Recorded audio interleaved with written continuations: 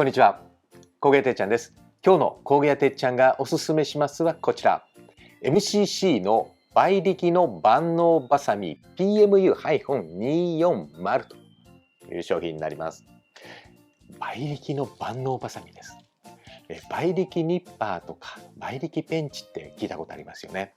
でも倍力万能バサミってあまり聞いたことないんじゃないでしょうか。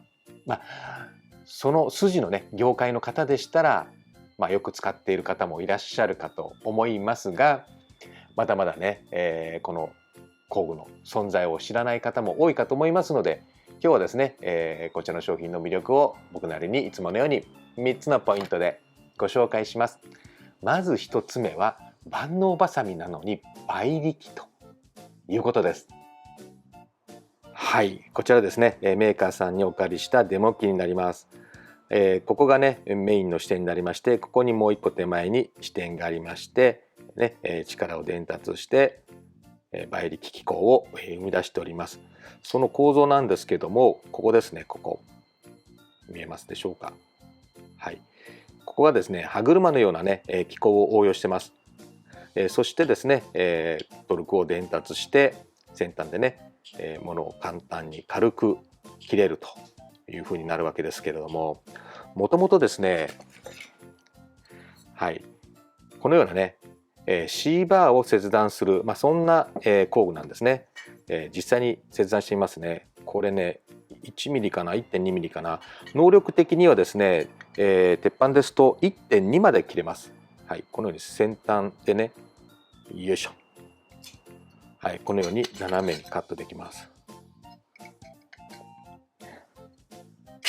はい、こんな感じでね切断できます。ここもよいしょ、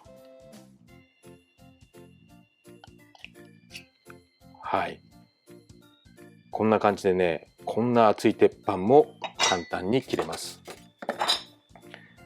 これアルミですね。これも 1.2 ぐらいあるかな。アルミなんか簡単ですよね。はい、はい、こんな感じで、軽く切断できます。そして僕驚いたのがですね、ステンレスです。ステンレスの 1.0 のこのステンレスの板もですね、はい、これもね切れちゃうんです。よいしょ。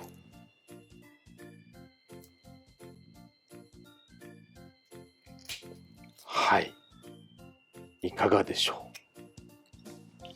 こんな風にね切れちゃうんですね。でそんな硬いものばかりではなくてですね、このような紙も、はいね、サクッと切れます。もちろん段ボールね切れます。そしてこのようなティッシュ、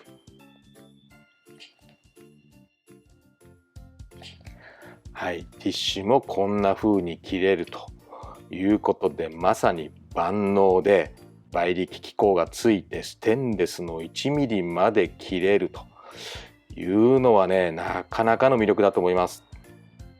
はい、そしてポイント2つ目はグリップです。力のかけやすいグリップ形状ということです。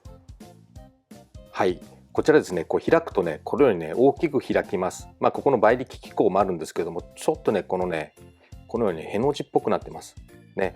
ですからこうギュッとこう力をかけやすい形状になってます。ここもね少し太くなって手に当たりもソフトになってまして、このようにね、はい、とてもね力をかけやすい、そんなグリップ形状になってます。握力の弱い僕でもですね、簡単にね先ほどステンレスの 1mm の板切りましたけどもね、力をかけやすくなっているというのがねポイントになります。